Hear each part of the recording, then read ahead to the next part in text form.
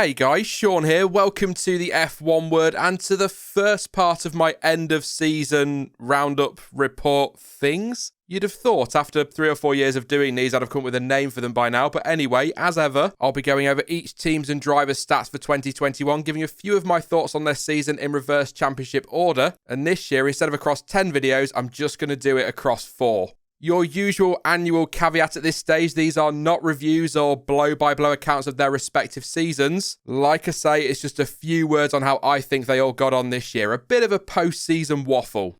But anyway, enough about all of that today. It is all about Haas, Alfa Romeo and Williams, and of course, I will be starting right at the back with Haas. And what a shocker of a year they have had. Now, that isn't exactly a surprise, given that Gunther Steiner was pretty clear as early as January that the team wouldn't be developing the 2021 car past pre-season testing, and that 100% of their focus was on the rules change for 2022, so they were always going to struggle this season. And that is why it can only really be described as a write-off. But I've got to admit, I honestly did not expect them to be as far adrift as they actually were this year. Alright, yeah, start of the season I predicted them to end up P10 in the standings, but I honestly believed they would at least get to scrap with Williams and Alfa a little bit more consistently than they did. It was an awful year, quite frankly, but if they have managed to take this time and get the car right for next season, then looking back it will all have seemed to have been worth it, but in the here and now, I bet it's felt like such a long season for everybody at the team, and especially for the drivers.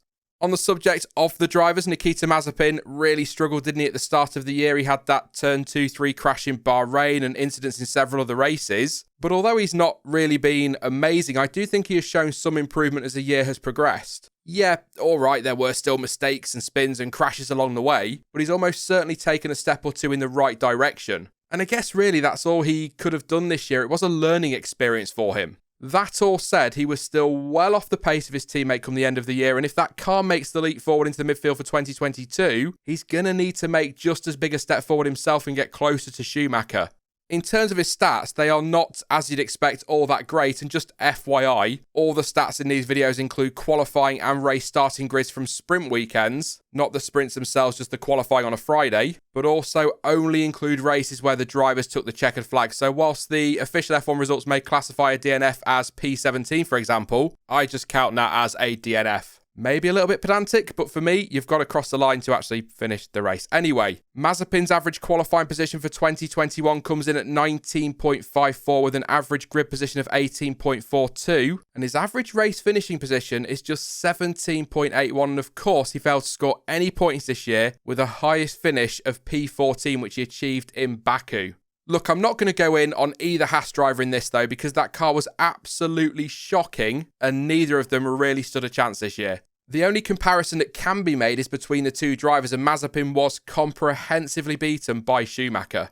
As for Mick, well, he's had the same car, and so he was always bound to struggle, but I've been quietly impressed with him this year. Again, it is hard to say for sure because they were both cut adrift for much of the year, but when we did get to see him in wheel-to-wheel combat, my favourite memory being his brief battle with Max Verstappen in Hungary, by the way, he did a great job, and there are signs that he's settled in quite nicely. One of the big things people have always said about him is that he tends to struggle in his first season in a new series, but honestly, I think he's done a solid job in his rookie year.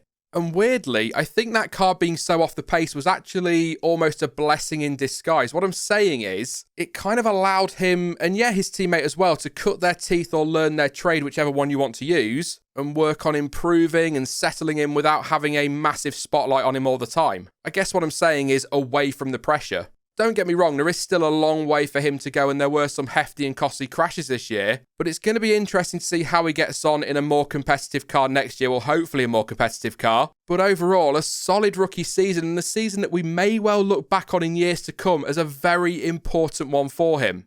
As for his stats, and I guess as you'd expect, they're not really amazing, but they are the better of the two Haas boys. Average qualifying position is 18.05 and his average start is 17.54. And on Sunday, he's done okay with an average finish of 16.47. His best result, by the way, is 12th, and he secured that in Hungary. But again, like Mazepin, no points on the board.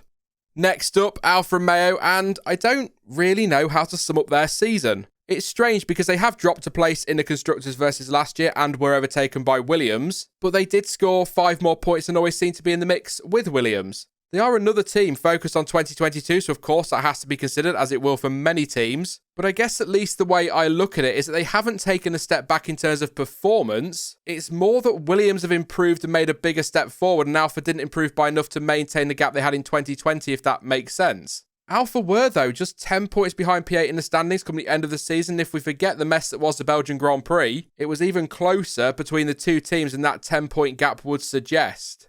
This year, though, I would say has been okay, not amazing, but not terrible. And given the focus on 2022, I suspect they'll be fairly content with that, even if on paper it does look like a step back, although again, I'm not sure that's the case. What about the drivers, though? Well, Antonio Giovinazzi is a driver I, as you may well know if you follow live streams, struggle to really give an opinion on sometimes. I mean, I don't think he's been anywhere near as bad as some people would like to make out, but at the same time, he's not exactly done much to make me think, wow. I think he's done a good job taking the fight to Kimi Raikkonen and came out on top in a teammate qualifying battle 13-6 and actually only lost out 10-8 in the race results battle. But as good as that all sounds, and that is absolutely the first thing he needs to be doing, beat, match or get close to his teammate, we're not exactly talking about a prime Kimi Raikkonen. Do you see what I'm trying to get at? He's done a good job, but nothing spectacular, and that is kind of the case across his F1 career. But he's not had a bad final season. He averaged 13.71 in quali with an average grid spot of 13.45 and ended with a finishing average of 12.9, and he picked up 3 points in total in 2021. Is it a shame to see him leave the sport now? As a person, because by all accounts he's a really nice guy, then yeah, I guess it is. But just looking at it from a sporting point of view, I think he'd done just about all he was going to do, and it feels like now is the right time for him to be moving on. Going to be interesting, though, to see how he gets on in Formula E next season. I'm looking forward to that. Kimi Raikkonen's final season was very much in the same ballpark as it was for the team as a whole. It was okay. Let's put it this way. Not one of his more memorable seasons, but not a totally horrific one.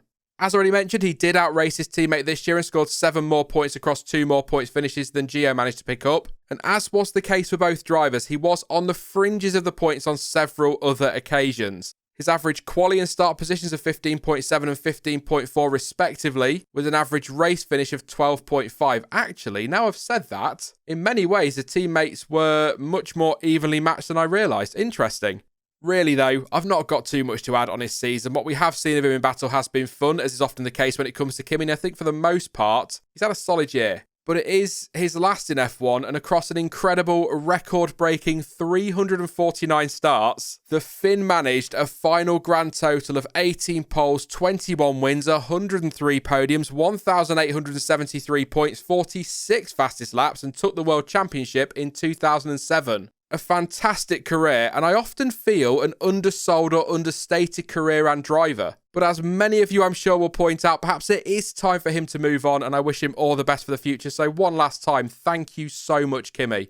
And last up for this one is Williams, and oh my word, what a leap forward they made this season. I fully expected them to make progress, and I thought we'd see them battling with Alfa, but they also managed to take the fight to other teams in that midfield on multiple occasions this year, and I am so happy to see them being competitive again. You think back to where they were in 2019 and to a lesser extent in 2020, and it's a seriously impressive jump. Then again, it was an odd end to the season, wasn't it? They seemed to fall away and lose the momentum. But with P8 all but in the bag anyway, it didn't hurt them too much. And here's a stat for you. The 23 points they scored this year were more than the previous 3 seasons combined, and the most they've scored since 2017 when they picked up 83. I really hope that this is the start of a resurgence and we see even more from them in 2022. For all the positivity, though, it has been a sad year for the team with the passing of Sir Frank Williams in late November, but I'm sure he would have been so proud of the team's improvement. And I must admit, although it was in controversial circumstances, I'm so pleased that he got to see a Williams driver on the podium one more time. What a legend he was, and he will be greatly missed. On to the drivers then, and I think Nicholas Latifi has, like the team, taken a good step forward this season. Yeah, it has helped that the car has been much better, and that has allowed him to show us a bit more this year and allowed him to be a bit more racy, but still, it's progress. And like Gio, he hasn't blown me away, but I'm pleased to see him have a decent year up against a tough teammate. 7 points is a very nice tally indeed when you consider he scored nothing last year and he managed a best race finish of P7, and that came in Hungary. His qualifying average is 16.36. His starting average sits at 15.95 with an average race finish of 14.70. Not too bad at all. He did get pretty well beaten in the teammate battle though, which although Russell has been mightily impressive at times this year, is still the first comparison we should be making. He's got a big job next year though, has Latifi, as initially he will be expected to lead that team given his experience within it, and I actually think Latifi versus Albon will be one of the most fascinating driver battles to keep an eye on in 2022. Again though, good year for Latifi. And finally for today, it is George Russell, and what a year he's had. I mean, he's shown year on year that he is improving, and the job he's been doing at Williams has been so impressive, but it feels like he's taken another step forward in 2021, and that has in turn helped him secure a seat at Mercedes. As I said with Latifi, the car has improved, so that must be taken into account, but still, what a year. 16 points, a podium finish, yes, that still counts, even though it was the no race that was Belgium. 2 top 3 qualifying performance, which with his P9 in Austria and P8 in Britain, gives him a total of 4 Q3 appearances. What can you say, really? Sure, like the team as a whole, there was a definite drop-off towards the end of the season, but that should not detract from what he's achieved. His average stats are pretty sound as well, 12.59 and 13 for his average quali and start positions respectively, and an average race finishing position of 12.31. And that podium in Belgium aside, by the way, his best finish was P8 in Hungary. I have to say though, whilst he has made another strong step forward this year, and his time at Williams has certainly done a lot to help mould him into the promising talent he is, he's going to have to make a big jump next year because a hell of a lot more will be expected of him at Mercedes, and he'll be going up against a far tougher teammate than Nicholas Latifi. I guess what I'm saying is there's going to be nowhere for him to hide in 2022, but I'm optimistic that he will do well at Merc next year, and I do still believe that promotion, if you want to call it that, is fully deserved.